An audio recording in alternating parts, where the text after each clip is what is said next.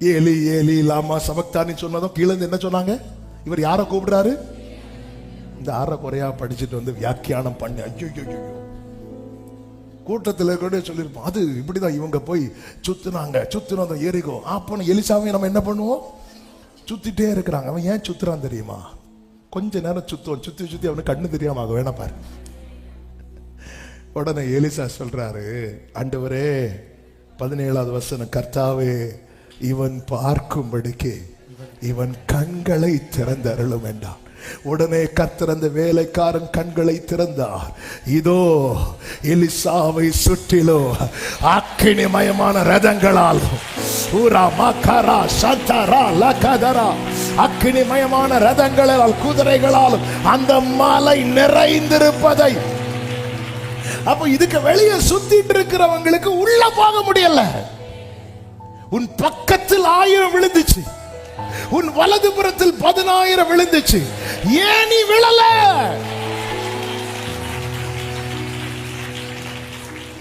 இவன் கண்களை திறந்து அவன் கண்டான் என்று சொல்லப்பட்டிருக்கிறது.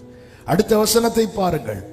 அவர்கள் அவனிடத்தில் வருகையில் எலிசா கர்த்தரை நோக்கி விண்ணப்பம் பண்ணி இந்த ஜனங்களுக்கு கண்மயக்கம் உண்டாகும்படி செய்யும் என்றார். எலிசாவுடைய வார்த்தையின்படி அவர்களுக்கு ஹல்லேலூயா. கூட இருக்கிறவன் கண்ணு திறந்ததும் சத்துருவுக்கு கண்ணு அடைஞ்சிட்டு. நம்ம கண்ணு அடைஞ்சிக்கிறது வரை சத்துருவுக்கு நம்மள கண்ணுக்கு தெரியும். ஆனா இந்த வெளிப்பாடு, இந்த கண்ணை மட்டும் கர்த்தர் திறந்துட்டார்னு வைங்கள, உன்னோடு போராடினவர்களை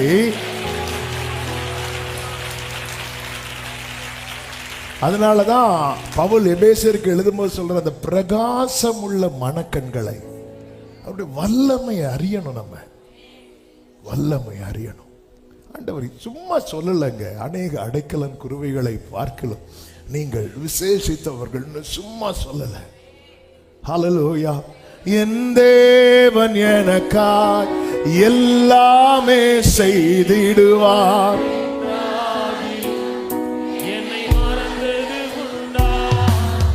என் தேவன் எனக்காய் எல்லாமே செய்திடுவார் என்றாகியும் என்னை மறந்து கிரகிக்க முடியா காரியம் செய்யும் ஓரலதனரே. ஆமென். கிரகிக்க முடியா காரியம் செய்யும். ஆமென். சர்வஞானியே ஆமென். பெருங்கோலும் கையும் இது பரிவாரமாகும், உம்மாலன்றி இது யாரால் கூறும். ஆமென். பெருங்கோலும் கையும் இது பரிவாரமாகும், உம்மாலன்றி. ஆகாயத்து பட்சிகளை ஆமென் என்னையும் போஷிப்பது. ஓ காட்டு புஷ்பங்களை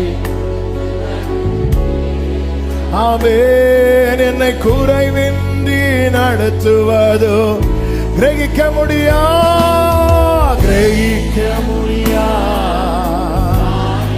சர்வஞானியே, கிரகிக்க முடியாதவைகள்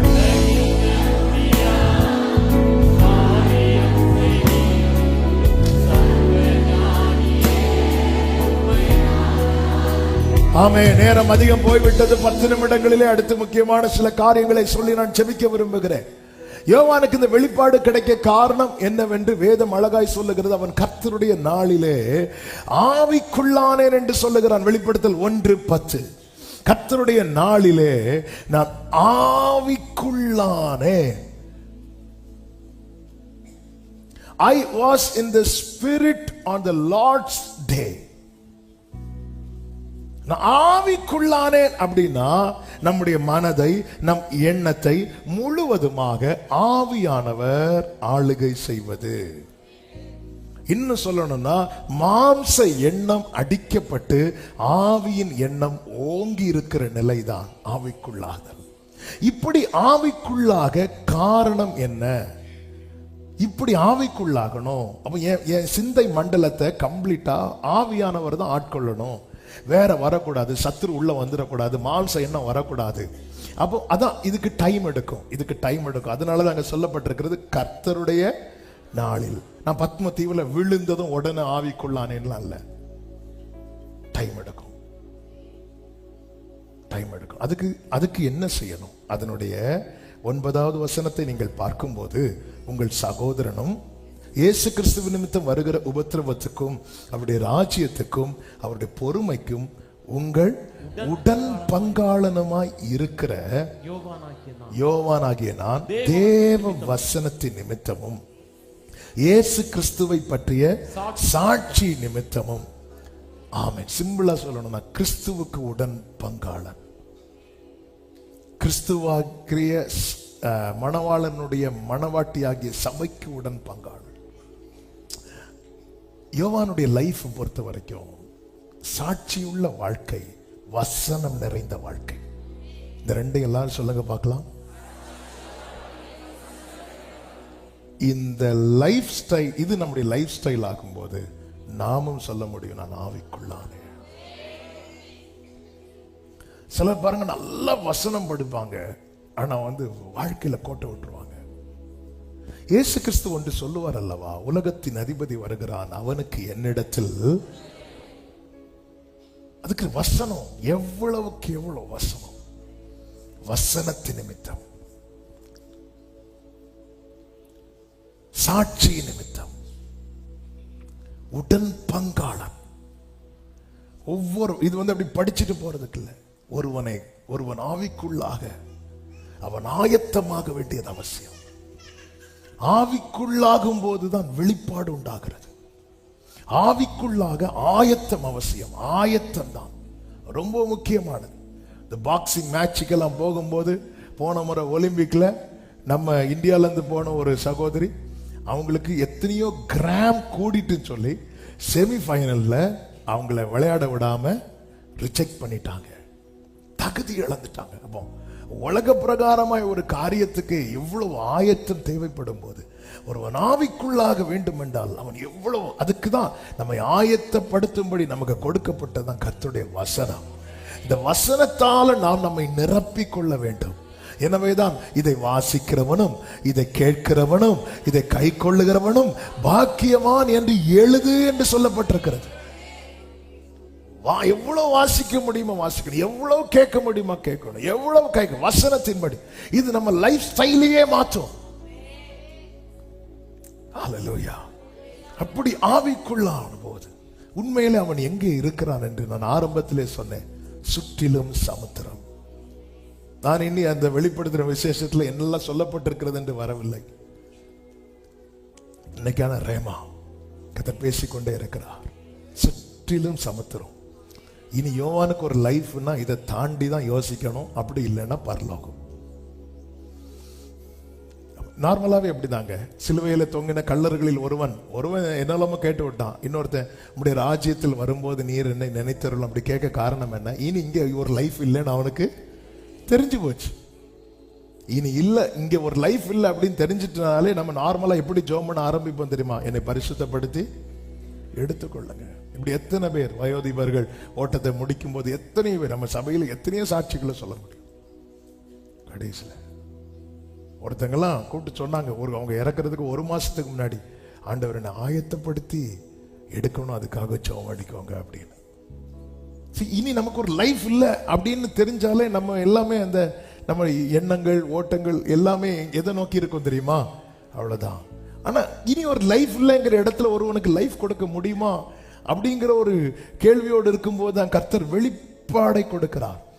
அவனுக்கு சுற்றிலும் சமுத்திரம் பாருங்கள். கர்த்தர் அவனுக்கு காண்பித்த வெளிப்பாடுல ரொம்ப ஆச்சரியமான காரியத்துல 2 வசனங்களை நான் சொல்லி செபிக்கிறேன். ஒன்று, நீங்கள் வெளிப்படுத்தின விசேஷம் 10வது அதிகாரம் அதனுடைய 1 முதல் வாசிக்க கேட்கும் போது, வாசியுங்கள். அது நல்ல கவனிங்க. பின்பு பலமுள்ள வேறொரு தூதன் வானத்திலிருந்து இறங்கி வர கண்டேன். வானத்திலிருந்து இறங்கி வர கண்டே. மேகம் அவனை சூழ்ந்திருந்தது. மேகம் அவனை சூழ்ந்திருந்தது. அவனுடைய சிரசின் மேல் வானவில் இருந்தது. வானவில் இருந்தது. அவனுடைய முகம் சூரியனைப் போலவும் சூரியனைப் போலவும் அவனுடைய கால்கள் அக்கினி ஸ்தம்பங்களைப் போலவும் இருந்தது. திறக்கப்பட்ட ஒரு சிறு புஸ்தகம். திறக்கப்பட்ட ஒரு சிறு புஸ்தகம் அவன் கையில் இருந்தது. அவன் கையில் இருந்தது. தன் வலது பாதத்தை சமுத்திரத்தின் மேலும் அவன் எங்க வைக்கிறான் என்றால் சமுத்திரத்தின் மேல் வைக்கிறான். இன்னொரு பாதத்தை பூமியின் மேல் வைத்து சிங்கம் கர்ச்சிக்கிறது போல சத்தமா ஆமென் சொல்லுங்க பார்க்கலாம். கர்த்தர் காண்பித்து கொடுக்கிறார். இதை படிக்கும் போது நீங்க அப்படியே சங்கீதம் 18 வந்தீங்கன்னா அங்கே தாவீது தன்னுடைய எக்ஸ்பீரியன்ஸை ஷேர் பண்றத பார்க்க முடியும். 18வது சங்கீதம் 6 முதல் வாசிக்கிறேன், கேளுங்கள். எனக்கு உண்டான நெருக்கத்திலே நான் கர்த்தரை நோக்கி கூப்பிட்டேன், என் தேவனை நோக்கி அபயமிட்டேன். அவர் ஆலயத்திலிருந்து என் சத்தத்தை கேட்டார். என் கூப்பிடுதல் அவர் சந்நிதியில் போய் அவர் செவிகளில் ஏறிட்டு, அப்படி ஏறினது அடுத்த வசனம், அவர் கோபம் கொண்டபடியால் பூமி அசைந்தது. ஆமென். அதனுடைய 13வது வசனம், கர்த்தர் வானங்களிலே குமுறினார். ஹalleluya. 16வது வசனம், உயரத்தில் இருந்து அவர் கை நீட்டி ஜல பிரவாகத்தில் இருக்கிற என்னை தூக்கிவிட்டார். என் ஆண்டவர் இங்க கர்த்தர் யோவானுக்கு எப்படி காண்பிக்கிறார்னா, இங்க பாரு, இந்த சமுத்திரத்தை தாண்டி இனி ஒரு லைஃப் நீ கற்பனை கூட பண்ண முடியாம இருக்கலாம். ஆனா கர்த்தர் நினைத்தார் என்றால் எந்த சமுத்திரம் உன்னை மூழ்கடிக்கும் நினைக்கிறதோ அந்த சமுத்திரம் அவர் கால் கீழே. ஹalleluya. கர்ச்சிக்கிற சிங்கம் போல சத்தமாய் ஆர்ப்பரிக்கிறான். ஆழத்தில் ஒரு தூதன் இறங்குறான். அந்த தூதனுக்கு மேல வானவில் இருந்தது. இந்த வானவில்னதுமே நமக்கு என்ன ஞாபகம் வரும் தெரியுமா? நோவா காலம். வானவில்லை கர்த்தர் எதற்கு காண்பிப்பார் தெரியுமா? அழிவு இல்ல, அழிவு இல்ல. யோவானே ஒன்றை புரிந்து கொள், டொமிஷியன் அங்கிருந்து நினைச்சிட்டு இருக்கிறான் யோவான் அழிந்தான் என்று.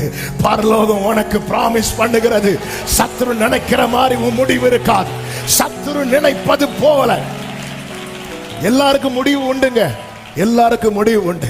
ஆனா இந்த பகல் வேளையில சில உள்ளங்களோடு கர்த்தர் தீர்க்க தரிசனமாய் பேசுகிறார். முடிவு உண்டு, இல்லைன்னு சொல்லல. ஆனா சத்துரு நினைக்கிறது மாதிரி முடிவு கிடையாது. சத்துரு எத்தனை பேர் ஆமென் சொல்லுவீங்க? ஆமே. உன்னை பகைக்கிறவங்க நினைக்கிறது மாதிரி உன் முடிவு இருக்காது.